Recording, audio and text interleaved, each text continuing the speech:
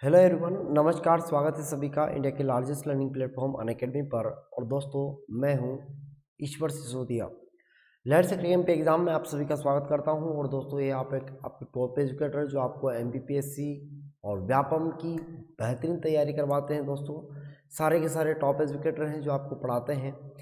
दोस्तों, जैसे कि आप सभी लोग जानते हैं, आप सभी लोग जो है हिस्ट्री में पढ़ रहे थे और हिस्ट्री में हमारा चल रहा था। कल हमने पढ़ा था तुगलक वंश के बारे में और तुगलक वंश को हमने कल समाप्ति भी कर दिया था। दोस्तों, आज हम पढ़ेंगे हमारा जो सैयद वंश की स्थापना हो जाती है। नासरुद्दीन जो लास्ट शासक था तुगलक वंश का, और उसी समय तैमूरलंग का आक्रमण होता है हमारे यहाँ पर। तैमूरलंग का जो आक्रमण होता है वो 1398 में होता है। उसी समय की क्या स्थिति है वो आज हम डिस्कस करेंगे। तो थोड़ा सा इससे पहले जान लेते हैं कि अनअकैडमी के बारे में थोड़ा सा मैं आपको बता देता हूँ। जैसे कि आप सभी लोग जानते हैं दोस्तों, मेरा नाम तो आप सभी लोग जानते हैं दोस्तों। मेरा नाम है ईश्वर सिसोदिया, है ना, डिसेंट एकेडमी ब्यावरा से। और दोस्तों, मैं लगभग 4 साल से एमपीपीएससी और व्यापम के बच्चों को पढ़ा रहा हूँ। ठीक है ना दोस्तों। इसके बाद आगे बढ़ते हैं तो crack MPPSC Vyapam with India largest learning platform. अगर आप सब्सक्रिप्शन लेना चाहते हैं अनअकैडमी का, तो आपको अपनी बेहतरीन तैयारी के लिए सब्सक्रिप्शन लेना चाहिए। और मैं भी कहता हूँ कि आपको लेना चाहिए, क्योंकि अगर आप कंटिन्यूटी और बेहतरीन और रेगुलरिटी के हिसाब से तैयारी करते हैं तो आप अपना एक सब्सक्रिप्शन ले लीजिएगा। ठीक है दोस्तों। सब्सक्रिप्शन के लिए आपको सबसे पहले अनअकैडमी का ऐप डाउनलोड करना पड़ेगा। वहाँ पर अनअकैडमी का ऐप डाउनलोड करने के बाद कैटेगरी चूज़ कर लेना एमपीपीएससी व्यापम।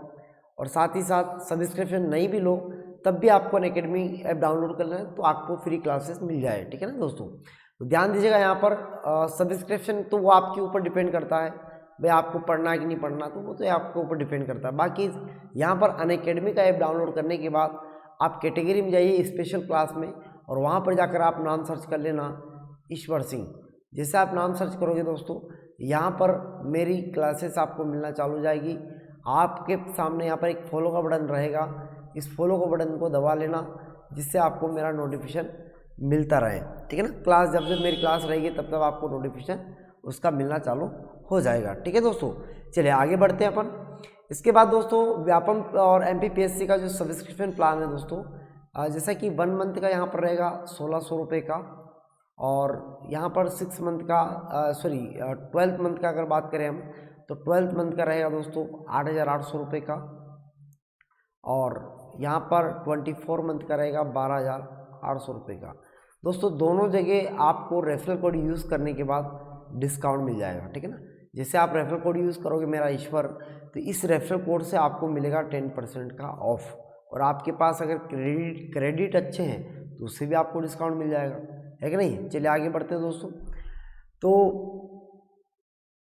ध्यान दीजिएगा दोस्तों, हम पढ़ रहे थे लास्ट टाइम, हम क्या भारत का इतिहास पढ़ रहे थे, और भारत के इतिहास में हम लोगों ने तुगलक वंश को पढ़ लिया था। आज जो हम पढ़ेंगे वो पढ़ेंगे किसको, तो आज से हमारा स्टार्ट होगा सैयद वंश। सैयद वंश, या इसी को हम बोल सकते हैं खिज्र वंश। ठीक है ना दोस्तों। तो अब थोड़ा सा हम उस स्थिति को वापस दोहराना चाहेंगे, ताकि आपकी जो है एक तरह से क्लियरिटी बनी रहे। तो ध्यान दीजिएगा दोस्तों, हम पढ़ रहे थे तुगलक वंश में, और तुगलक वंश में हम पढ़ रहे थे, तो आज से हम पढ़ेंगे क्या, सैयद वंश। थोड़ा सा मैं पीछे बैकग्राउंड में लेके चलूँगा आप लोगों को, ताकि आपको वो कहानी भी क्लियर हो जाए। तो सैयद वंश, या इसी को हम बोल सकते हैं क्या, खिज्र वंश। सैयद वंश या खिज्र वंश का जो शासनकाल चलता है दोस्तों, ये चलता है कहाँ से, तो ये चलता है आपका सैयद वंश या खिज्र वंश का शासन चलता है 1414 से लेकर 1451 ईस्वी तक हमारा खिज्र वंश का शासन चलता है। आई बात समझ सभी को। तो खिज्र वंश की जो शासन की नीति है, खिज्र वंश का शासन कैसे आया, कौन यहाँ का कैसे कौन राजा बना, कैसी क्या कहानी हुई, थोड़ा सा हम उसको बैकग्राउंड में देख लेते हैं। देखिए, सबसे पहले क्या होता है हमारे यहाँ पर, आप सभी को पता है कि तैमूरलंग का हमारे पास क्या होता है, आक्रमण होता है। 1398 में हमारे यहाँ पर तैमूरलंग का आक्रमण होता है। ये तैमूरलंग कौन था, इसके बारे में थोड़ा सा मैं आपको बता देता हूँ। देखिए, तैमूरलंग का आक्रमण हमारे यहाँ पर होता है, तैमूरलंग का आक्रमण। तैमूरलंग का आक्रमण जो हुआ था, ये हुआ था दोस्तों कब, तो 1398 में तैमूरलंग का आक्रमण होता है। इससे तैमूरलंग इसलिए कहा जाता है कि ये एक पेड़ से थोड़ा लंगड़ा था। एक पेड़ से क्या था, ये लंगड़ा था, इसीलिए इसको तैमूरलंग बोलते हैं। लंग मतलब लंगड़ा था है, ठीक है ना। तो तैमूरलंग मतलब ये एक पेड़ से लंगड़ा था, इसलिए तैमूरलंग कहते हैं इसको। दूसरी बात, ये आया था कहाँ से, तो ये मध्य एशिया से आया था, खैबर दर्रे से इसने भारत में प्रवेश किया था। और दोस्तों जब ये भारत में प्रवेश किया था तो उस समय यहाँ पर तुगलक वंश का एक शासक हुआ करता था जिसका नाम था नासरुद्दीन महमूद। हमारे यहाँ पर तुगलक वंश था उस समय। जब इसने आक्रमण किया 1398 में, तब हमारे यहाँ पर तुगलक वंश था दिल्ली पर। तो तुगलक वंश का उस समय जो शासक था उसका नाम था नासरुद्दीन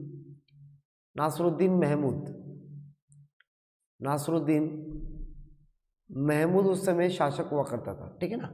तो उस समय जो था, क्या हुआ कि खिज्र खां नाम का जो एक शासक था, भारत का ही था ये आदमी। तो खिज्र खां ने क्या किया था, इस तैमूर का क्या था, साथ दिया था इसको दिया था उसने क्या, साथ, यानी कि साथ दिया था दिल्ली गद्दी छीनने में। अब तैमूरलंग ने क्या किया, यहाँ पर कहा था तैमूरलंग यहाँ पर मात्र थोड़े दिन रहा था, ये मान के चले कि यहाँ पर ज़्यादा दिन नहीं रहा है, 10-12 दिन रहा यहाँ पर। 10-12 दिन के तैमूरलंग को वापस चला गया। लेकिन दिल्ली की गद्दी पर किसको बिठा के चला गया, तो ये बिठा गया था खिज्र खां को।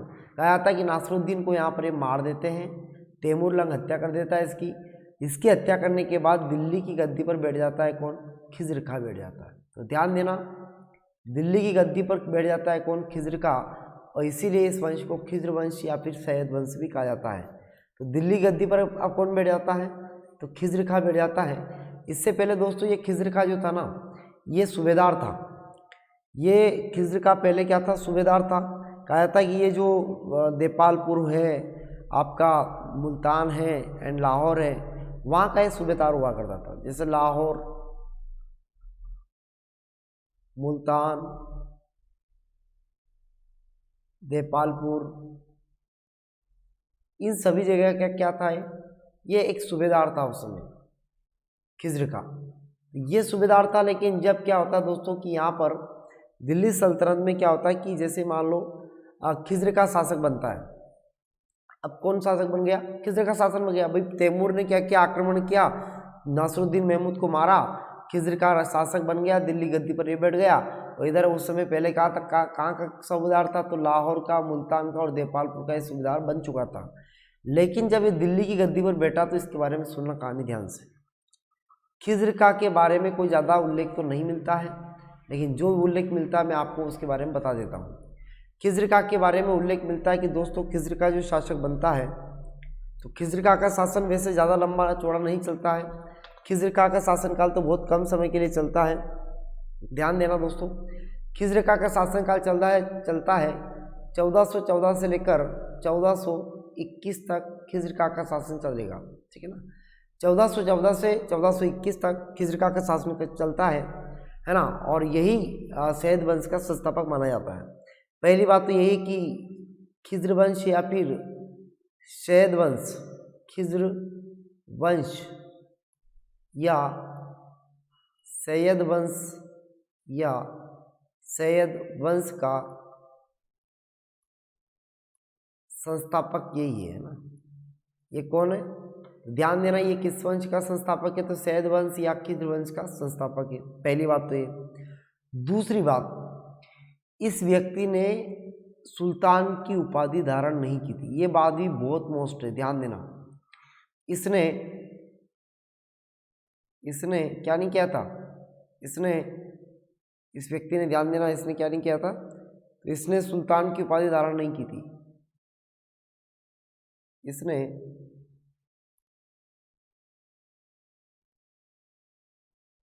सुल्तान की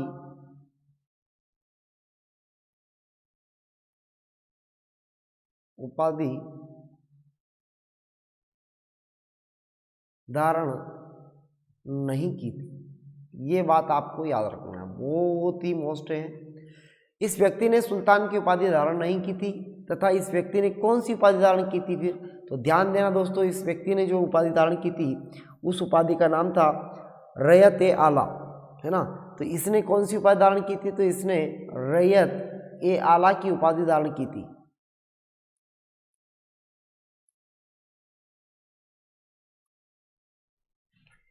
आला की इसने क्या की थी, उपाधि धारण की थी, यानी कि रैयत आला की उपाधि इसने धारण की। साथ ही साथ इसके बारे में और क्या उल्लेख मिलता है, तो ध्यान देना दोस्तों, इसके बारे में उल्लेख मिलता है कि इसने ये कोई नाम मात्र का शासक था। कहा जाता है कि ये कर भी लौटाता था। जो उस समय तैमूर का जो बेटा था, तैमूर के बेटे का नाम था शाहरुख। तैमूर का पुत्र कौन था? तो तैमूर का पुत्र था शाहरुख। तो ध्यान देना, इस शाहरुख को भी ये कर लौटाता था।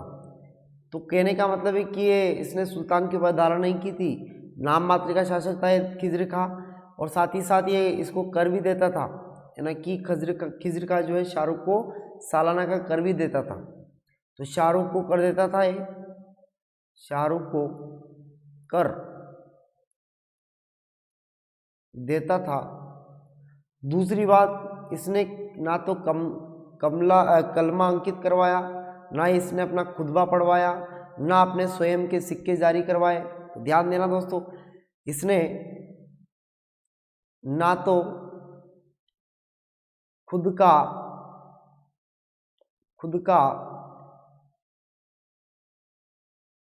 कलमा पढ़वाया, ना खुद के सिक्के जारी किए।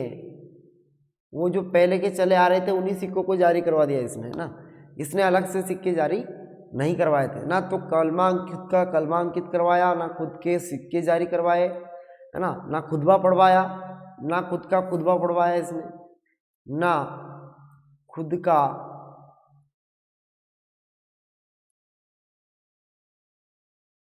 खुतबा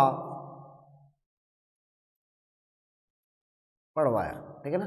तो ना खुद का खुतबा पढ़वाया इसने, ना तो खुद का कलमा अंकित करवाया, ना इसने खुद के सिक्के जारी किए। तो इस व्यक्ति ने फिर क्या किया भाई, ये थोड़ी वास्तविक संस्थापक माना जा रहा है। तो इस तरह से क्या हुआ दोस्तों कि खिज्र खां जो है ये 1421 तक शासन करेगा खिज्र खां। और इस व्यक्ति ने, आप सभी को बता ही दिया मैंने, इसने सुल्तान की उपाधि धारण नहीं की, है ना। चलिए आगे बढ़े अपन। तो यहाँ तक का था ये आपका। हाँ, ध्यान देना, ये सिया वंश से बिलोंग करता था। सिया वंश, जो सिया मुस्लिम हुआ करते थे, सिया सुन्नी, दो तरह के मुस्लिम होते हैं, सिया सुन्नी। तो कहा जाता है कि इसने क्या किया था, सिया वंश का जो है ये शासक रहा था। क्लियर सभी का? आगे बढ़े अपन, चलिए आगे बढ़ते हैं। ओके, ठीक है ना। तो ये शाहरुख के अधीन चलता था। शाहरुख को कर भी देता था, वसूल कर हर साल का कर देता था शाहरुख को। शाहरुख कौन था? तो तैमूर का बेटा था। तैमूर का बेटा था शाहरुख, है ना। तैमूर का बेटा था शाहरुख खान। शाहरुख खान नहीं, मतलब शाहरुख था ये। तो शाहरुख तैमूर का बेटा था, और तैमूर को जो है ये कर देता था सालाना का खिज्र खां, ठीक है ना। तो नाम मात्र का शासक था। इसे फिर इसके बाद क्या होता है दोस्तों, इसकी मृत्यु हो जाती है। मृत्यु कब होती है? ध्यान देना, इसकी मृत्यु होती है दोस्तों 20 मई सन 1421 ईस्वी में। इसकी क्या हो जाती है? मृत्यु हो जाती है। और इसकी मृत्यु हो जाती है तो मृत्यु के पश्चात इसका बेटा शासक बनेगा। मृत्यु हो गई, ठीक है ना। क्लियर सभी का? तो खिज्र खां के बारे में इतनी कहानी है जो मैंने आपको लिखी हुई है। इससे बाहर तो क्या पूछेगा वो बताओ मुझे, ठीक है ना। अब आगे बढ़ते हैं दोस्तों। इसके बाद शासक कौन बनेगा? तो ध्यान से सुनना आगे कहानी। इसके बाद शासक बनेगा इसका बेटा मुबारक शाह। कौन बनेगा इसके बाद? इसके बाद शासक बनता है मुबारक शाह। ध्यान देना,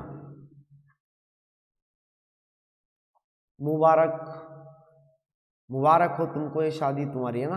हाँ, वही वाला मुबारक है। तो मुबारक शाह दोस्तों ध्यान देना, मुबारक शाह का शासनकाल चलता है 1421 से लेकर, मुबारक शाह का शासनकाल चलता है दोस्तों 1421 से लेकर 1400 लगभग 34 तक चलता है।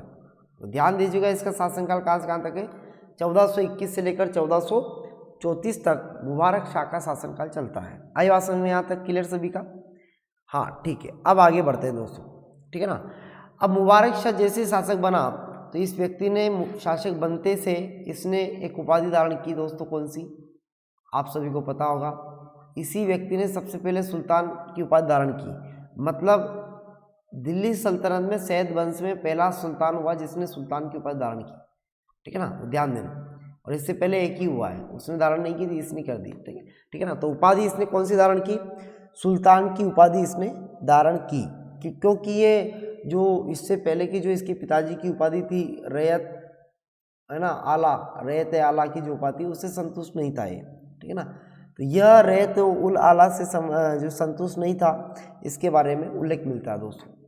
इसके बारे में एक उल्लेख मिलता है कि यह व्यक्ति सैद वंश का महान शासक था।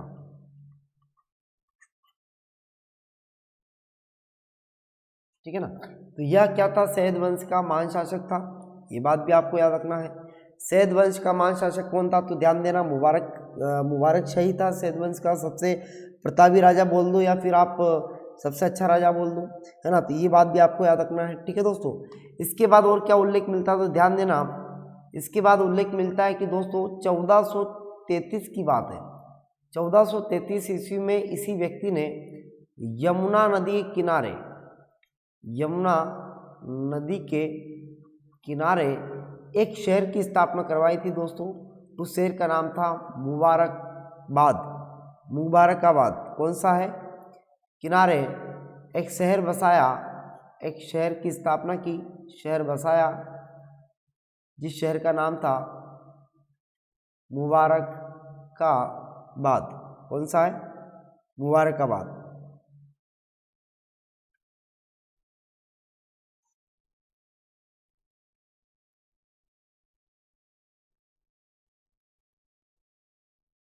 एक मिनट, मुबारकाबाद है ना, उस शहर का नाम क्या है, मुबारकाबाद।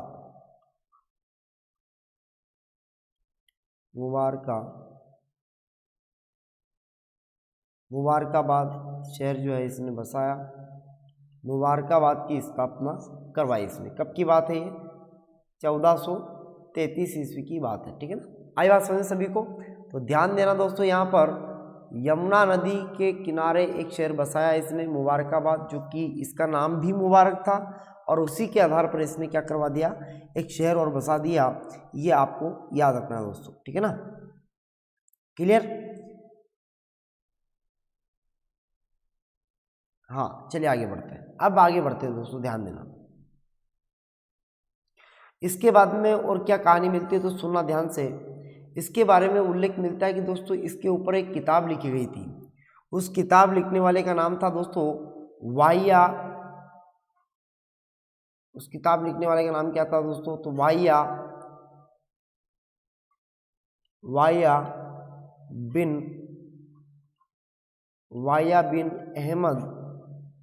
बिन अहमद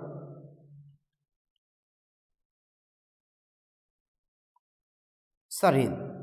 तो मुबारक शाह के बारे में उल्लेख मिलता है कि वाहिया बिन अहमद सरहिंद ने एक किताब लिखी थी इसके ऊपर, और उस किताब का नाम था दोस्तों तारीख मुबारक शाही। तो तारीख मुबारक शाही के जो लेखक थे ना, वो कौन थे, वाहिया बिन अहमद सरहिंद थे। तो तारीख ए मुबारक शाही, ठीक है ना, और लेखक हो गए ये, ठीक है ना। चलिए क्लियर सभी का, यहाँ तक कोई समस्या। देखिए मुबारक शाह के बारे में सुनो, पहली कहानी क्या, सबसे पहले इसने सुल्तान की उपाधि धारण की। उसके बाद ये सैयद वंश का सबसे प्रतापी राजा या महान राजा था, ये भी आपको पता है। फिर इसके बाद ध्यान देना दोस्तों, इसी व्यक्ति के बारे में उल्लेख मिलता है कि इसने एक शहर की स्थापना करी थी 1433 ईस्वी में यमुना नदी के किनारे, जिसका नाम था मुबारकाबाद। साथ ही साथ इसके बारे में उल्लेख मिलता है कि एक इतिहासकार हुए जिनका नाम था वाहिया बिन अहमद सरहिंद। उन्होंने इसे उनके ऊपर एक किताब लिखी उन व्यक्ति ने, और उस किताब का नाम था तारीख मुबारक शाही। यहाँ तक क्लियर हुआ सभी का, आगे बढ़े अपन। चलिए अब आगे बढ़ते हैं। अब इसने इसके बारे में और इससे पहले जो शासक हुआ खिज्र का, उसमें क्या अंतर है, वही अंतर हम यहाँ पर देखने वाले हैं। देखिए दोस्तों, जो काम उसने नहीं किया था वो सारा काम इसने किया। देखिए आगे बढ़ते हैं, मुबारक खिलजी के बारे में आगे बढ़ते हैं दोस्तों। मुबारक खा है ना, खिलजी नहीं, खा है, सॉरी। तो मुबारक खां के बारे में आगे बढ़ते हैं दोस्तों। मुबारक खां के बारे में और क्या उल्लेख मिलता है तो ध्यान देना दोस्तों। इसने स्वयं का खुतबा पढ़वाया। साथ ही साथ इसने स्वयं के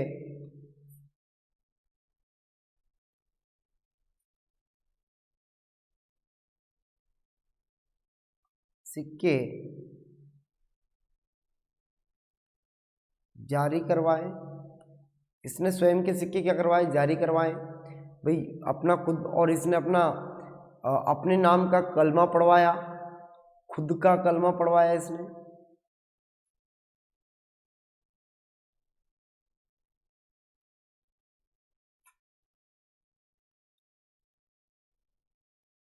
खुद का कलमा पढ़वाया।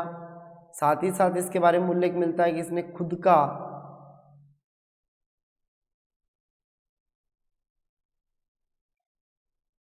खुतबा पढ़वाया। ये तो हो गया ना, खुद का खुतबा पढ़वाया, इसने स्वयं के सिक्के जारी करवाए, खुद का कलमा अंकित करवाया। ठीक है, तो हो गया इतना, तो और क्या है ना, इतनी बात समझ में आ गई सभी को। तो ये जो बेसिक अंतर जो था वो किसी काम में आपको देखने को नहीं मिला। स्वयं की उपाधि इसने धारण की, इसके बारे में उल्लेख मिलता है कि इसने एक और उपाधि धारण की थी। कहा जाता है कि इसने एक और उपाधि धारण कर रखी थी, जैसे शाह की उपाधि धारण बोलते हैं उसको, है ना। तो इसने एक उपाधि धारण की रखी थी, शाह की उपाधि, ध्यान देना दोस्तों, है ना। इसने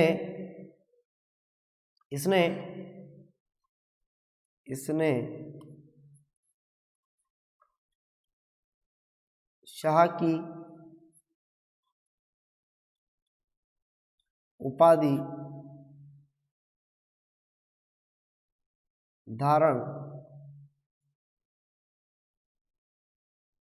की थी। कौन सी उपाधि धारण की थी इसने? तो इसने शाह की उपाधि भी जो है धारण की थी। ये जो बातें हैं, बेसिक बातें, ये आपको याद रखना दोस्तों, बहुत ही महत्वपूर्ण है। और जो इतना मैंने इधर पढ़ाया वो भी महत्वपूर्ण है, ये भी महत्वपूर्ण है, दोनों के दोनों पॉइंट ही महत्वपूर्ण है दोस्तों, इसलिए इनको जरूर आप याद करें। ठीक है ना, क्लियर सभी का? चलिए आगे बढ़ते हैं। मुबारक खां के बारे में इतना ही था दोस्तों। इसके बाद इसकी मृत्यु हो जाती है। कहा जाता है कि इसकी मृत्यु दोस्तों 19 फरवरी के दिन हुई थी। 19 फरवरी 1434 में इसकी मृत्यु हो जाती है। और 19 फरवरी 1434 में इनकी मृत्यु के पश्चात अगला जो शासक बनेगा वो बनेगा मोहम्मद शाह। कौन बनेगा? अगला शासक बनता है मोहम्मद शाह। तो मुबारक खिलजी के बारे में आपको इतने, मुबारक खां के बारे में इतना याद रखना है। मुबारक खिलजी नहीं है, मुबारक खां है। हम खां को पढ़ रहे हैं, खिज्र वंश को पढ़ रहे हैं। तो अब हमारा मुबारक जो खां है, इनका शासन चलता है 1434 से 1434 तक। ठीक है ना, और उसमें मृत्यु भी इनकी हो जाती है। ठीक है दोस्तों, तो आज के लिए इसमें इतना ही, और आगे बढ़ते हैं अपन। अगला शासक क्या है? तो मुबारक खां के बारे में अपन ने पढ़ा दिया। अगला शासक दोस्तों आपका कौन सा आता है? तो अगला जो इसका शासक आएगा वो आएगा आपका कौन सा? अब अगला शासक आता है मोहम्मद शाह। मोहम्मद शाह, ध्यान देना इसके बारे में, मोहम्मद शाह के बारे में। मोहम्मद शाह के शासन की अगर बात करें दोस्तों, तो मोहम्मद शाह का शासनकाल चलता है 1434 से लेकर 1443 ईस्वी तक। कहाँ से कहाँ तक चलता है? 1434 से लेकर 1443 ईस्वी तक जो है शासन चलता है किसका? मोहम्मद शाह का। इसके बारे में आप ध्यान देना दोस्तों, ठीक है ना। चलिए आगे बढ़ते हैं। अब ध्यान देना दोस्तों, ये जो लड़का था मोहम्मद शाह कौन था? ध्यान देना, ये फरीद का लड़का था। फरीद कौन था? तो ये मुबारक शाह जो था ना, उसका भाई था फरीद, और फरीद का बेटा था ये मोहम्मद शाह। ठीक है ना, आई बात समझ में सभी को?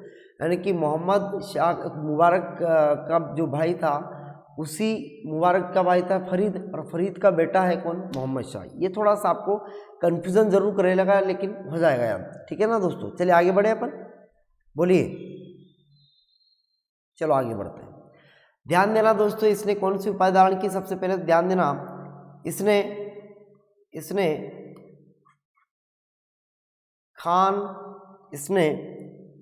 खान ए जहान की उपाधि धारण की। खान ए जहान की उपाधि इसने धारण की। इसने क्या किया, खान ए जहान की उपाधि धारण कर ली। मोहम्मद शाह ने 1434 से लेकर 1443 से इसका शासन चलता है, कोई समस्या वाली बात है ही नहीं थी। चलिए अब आगे बढ़े अपन।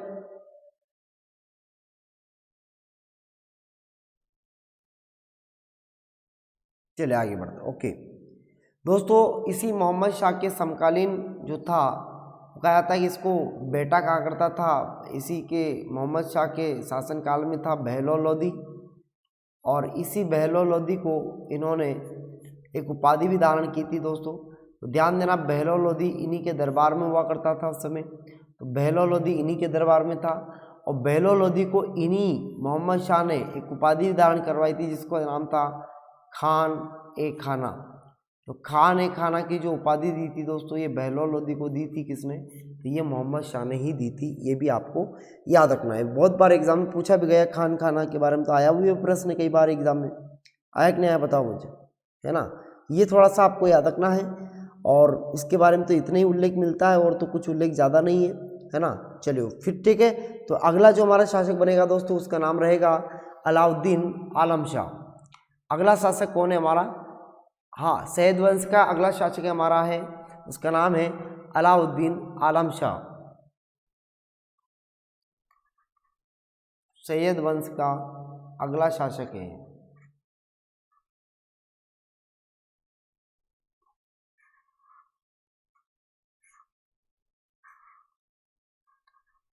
सैयद वंश, चलता है 1414 से लेकर 1451 तक, ठीक है ना। अब दोस्तों ध्यान देना, अब हम जो सैयद वंश में जो पढ़ रहे हैं अगला शासक, उसका नाम है क्या दोस्तों, अलाउद्दीन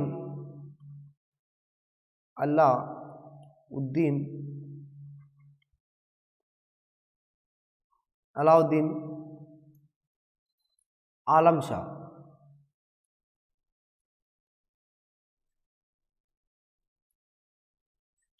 अलाउद्दीन आलम शाह का शासनकाल चलता है दोस्तों 1400, लास्ट में 43 तक चल रहा था, है ना। तो 1443 से लेकर अलाउद्दीन आलम शाह का शासनकाल चलता है 1443 से लेकर 1451 ईस्वी तक। कहाँ से कहाँ तक चलता है, 1443 से लेकर 1451 ईस्वी तक अलाउद्दीन आलम शाह का शासनकाल चलता है, ठीक है। आई बात समझ में, यहाँ तक कोई समस्या। ध्यान देना दोस्तों, अलाउद्दीन आलम शाह जब गद्दी पर बैठा था, उसी दौरान भी वह जो है एक जगह का सूबेदार था। कहा जाता है कि गद्दी पर बैठा दोस्तों, गद्दी पर तो बैठ गया, लेकिन पहली बार गद्दी पर बैठा ऐसा लग रहा मुझे तो। अलाउद्दीन आलम शाह के बारे में उल्लेख मिलता है कि आलम शाह जैसे शासक बना, तो कहा जाता है कि इसको कुछ भी ज़्यादा ज्ञान नहीं था। कहा जाता है कि ये बदायूं का उस समय गवर्नर हुआ करता था, और बदायूं का गवर्नर था ये, इसको ज़्यादा नॉलेज नहीं था बेचारे को, क्या होता राजा कैसे बनते हैं, इसको कुछ भी राजनीति पता ही नहीं था। तो इस समय वो बदायूं का गवर्नर था, तो उन्होंने क्या कि बोले अपन तो इससे संतुष्ट हैं, अपन ने कहाँ फालतू की झंझट पालनी है। तो अलाउद्दीन या आलम शाह के दरबार में उस समय बहलोल लोदी भी हुआ करता था, हालांकि बहलोल लोदी तो इससे पहले का है। तो बहलोल लोदी जो था दोस्तों, इसी बहलोल लोदी को हमने क्या किया, यहाँ पर ध्यान देना, बहलोल लोदी को अच्छे से रखता था अलाउद्दीन आलम शाह। और बहलोल लोदी जी जो है, इसी बहलोल लोदी जो बाद में इनका काम जचाएगा। ध्यान देना दोस्तों, इसने सोचा रहा, बोले अपन तो बदायूं गवर्नर पे वैसे संतुष्ट हैं, बदायूं गवर्नर अपने लिए तो एक तरह से बहुत बड़ा महान है, तो बोले एक काम करते हैं, अपन तो इससे संतुष्ट हो जाते हैं और दिल्ली जो है एक किसी और को सौंप देते हैं। तो इसने क्या निर्णय लिया, दिल्ली को सौंप दिया किसको, बहलोल लोदी को, और स्वयं लग गया कहाँ पर, बदायूं के गवर्नर बनने के लिए, ठीक है ना। तो ये कहानी मिलती है दोस्तों इसके बारे में, है ना। इसके बारे में तो एक कहावत भी मिलती है कि देखो शाह ए आलम का राज दिल्ली से पालम तक, ऐसे कहानी कहावत मिलती है। तो कहने का मतलब है कि दोस्तों लगभग 1747 की बात है, 1747 में इसने क्या किया, यहाँ पर कुछ दिनों तक तो राज किया, लेकिन उसके बाद बहलोल लोदी के हाथ में सत्ता को पूरी तरह से सौंप दिया था, और सत्ता को जब इसने पूरी तरह सौंप दिया तो उसके बाद इसने कहा कि अपन तो राज्यपाल ही ठीक है, बदायूं में बैठ के आनंद से मजे लेंगे और फालतू की राजनीति में क्यों पड़े हम, क्या मतलब है भाई। तो इसने क्या किया, यहाँ पर इसी शहद वंश का यहाँ पर धीरे धीरे पूरा का पूरा पतन होता गया और यहीं से उल्लेख मिलता है कि दोस्तों शहद वंश भी समाप्त हो गया था। ये आपको याद रखना है। तो शहद वंश यहाँ पर समाप्त हो जाता है और जब शहद वंश समाप्त हो जाता है दोस्तों तो आप समझ लीजिएगा, जब शहद वंश यहाँ से समाप्त होता है तो शहद वंश के बाद अगला कौन सा शासक बनेगा, अगला कौन सा वंश आएगा, तो ध्यान देना अगला वंश होगा आपका लोधी वंश, क्योंकि बहलोल लोधी को हम पढ़ेंगे तो अगला वंश कौन सा होगा, लोधी वंश ही होगा ना। तो आगे हम पढ़ेंगे दोस्तों लोधी वंश के बारे में और लोधी वंश को भी बहुत डिटेल से मैं आपको पढ़ाने वाला हूँ। ठीक है दोस्तों, क्लियर सभी का। हाँ, 1451 में इसकी मृत्यु हो गई थी अलाउद्दीन आलम शाह की। ध्यान देना 1451 में आलम शाह की मृत्यु, आलम शाह की मृत्यु हो जाती है दोस्तों, है ना। तो 1451 में आलम शाह की मृत्यु हो गई थी, ये बात भी आपको याद रखना ही पड़ेगा। आई बात समझ में। चलिए ठीक है, बहुत बढ़िया बहुत बढ़िया। चलिए आगे बढ़े अपन। ठीक है ठीक है। हाँ, सत्ता मतलब कहने का मतलब है कि इनके हाथ से निकल गई थी और लोधियों के हाथ में चली गई थी। ठीक है ना, आई बात समझ में सभी को। हाँ, शहद वंश के ये अंतिम शासक था ये आलम शाह। शहद वंश का बिल्कुल ही अंतिम शासक था ये, बिल्कुल अंतिम था। ठीक है ना, क्लियर सभी का। यहाँ तक कोई समस्या बोलो। तो शहद वंश के बारे में दोस्तों हम पढ़ चुके हैं और ये शहद वंश हमारा कंप्लीट हो चुका है आज का। तो शहद वंश के बारे में मैंने आपको पूरा पढ़ा दिया। एक बार और रिवीजन मार देता हूँ फटाफट जल्दी से दोस्तों। सबसे पहले हमने पढ़ा था शहद वंश के बारे में, कैसे शहद वंश की स्थापना हुई। तो 1414 से लेकर 1451 तक शहद वंश का शासन चलता है। उसी समय हमारे यहाँ पर तैमूर का आक्रमण हुआ था 1398 में और उसी समय दिल्ली की राजगद्दी पर तुगलक का अंतिम शासक नासिरुद्दीन महमूद बचा हुआ था। इसी समय क्या होता है, खिजर का क्या करता है, तैमूर के साथ, तैमूरलंग के साथ मिल जाता है और तैमूरलंग के साथ भारत पर आक्रमण करवाता है। दिल्ली में उस समय यहाँ पर क्या होता है कि नासिरुद्दीन महमूद था बेचारे, उसको मारा गया, उसको मारकर दबाकर उसको घसीटा गया। साथ ही साथ उसको यहाँ पर दिल्ली में फिर क्या किया, जब जैसे दिल्ली में महमूद खत्म हो गए तो उसके बाद क्या है दोस्तों, यहाँ पर दिल्ली में खिजर खाया है, शहद वंश के लोग खत्म हो गए, कम हो गए। तो फिर यहाँ पर जो है सॉरी अपना दिल्ली में जो है अपना क्या बोलते हैं, तुगलक वंश के जो लोग हैं, तुगलक वंश जो है उसका पतन होता गया और फिर उसके बाद यहाँ पर क्या हो गया, शहद वंश की स्थापना की गई। ये किसके दम पर की गई, तो ये तो तैमूरों के दम पर की गई है। अकेले खिजर का कुछ भी नहीं कर सकता था, ध्यान देना ये बात। तो तैमूर के सहयोग से यहाँ पर जितने दिन तैमूर रहा, 10-12 दिन रहा वो दिल्ली में रहा तैमूर, उसके बाद चला गया तो तैमूर यहाँ नहीं रहा था। ठीक है ना। तो ध्यान दीजिएगा दोस्तों तुगलक वंश के बारे में। तो ध्यान दीजिएगा यहाँ पर तुगलक वंश में नासिरुद्दीन महमूद को मारकर दिल्ली पर अधिकार कर लिया किसने, खिजर खान ने।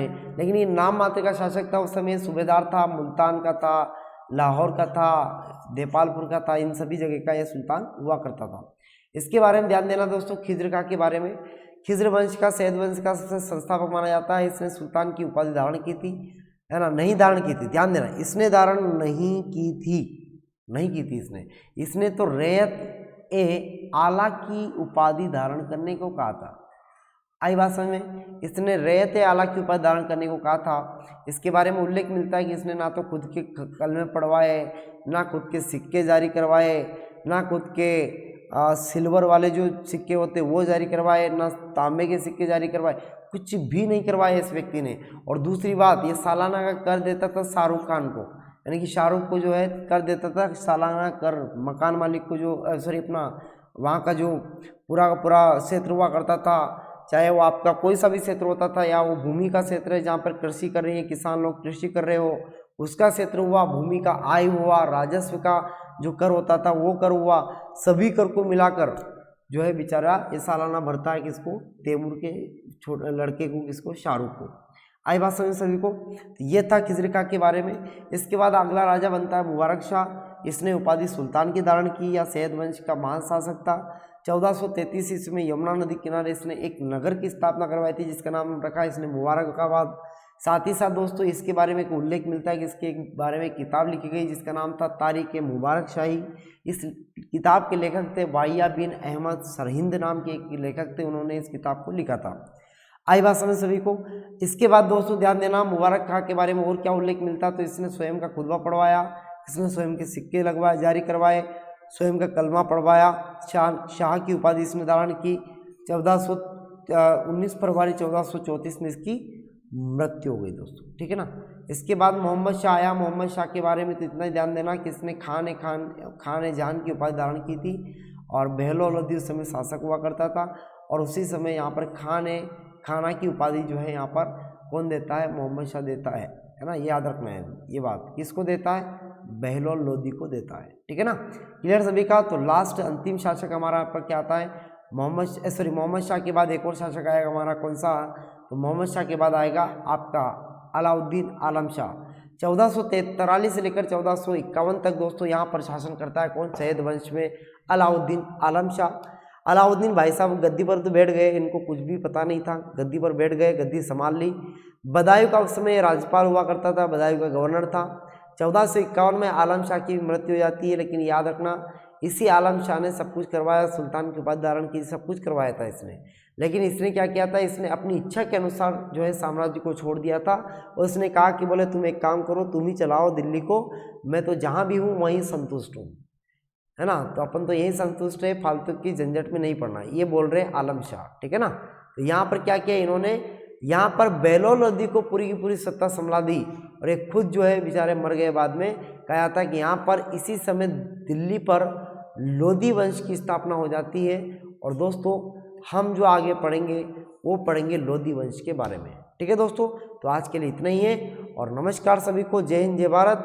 और मुझे उम्मीद है कि आप लोगों को समझ में आएगा ये वीडियो, 1-2 बार पूरा का पूरा देख लेना, अगर नहीं समझ में आए तो 1-2 बार देख लो भाई, 4 बार देख लो, 2-3 बार देख लो भाई। एक बार वीडियो देखने के बाद इतना नेट खर्च नहीं होता जितना पहली बार में होता है, ठीक है ना। तो आप टेंशन मत लिया करो ज़्यादा कि नेट खर्च हो रहा है, ये हो रहा वो हो रहा, कुछ नहीं होता, सब चलता रहेगा, बस थोड़ा सा आपको देखना है वीडियो, ठीक है ना। स्किप करके देख लेना, जैसा भी आपकी इच्छा पड़े, देखना है मतलब देखना है, मतलब देखना है, ठीक है ना, तभी आपको ये समझ में आएगा, अंटा कोई मतलब नहीं फिर तो, है कि नहीं है। चलिए, तो बहुत बहुत धन्यवाद दोस्तों आप लोगों का। तो मुझे इजाज़त दीजिए आप लोग सभी लोग, और बहुत बहुत धन्यवाद दोस्तों, आप लोग बने रहे हमारे साथ, और नमस्कार, और जय हिंद जय भारत दोस्तों, जय श्री राम, राम राम जी की, ठीक है ना। बहुत बहुत धन्यवाद।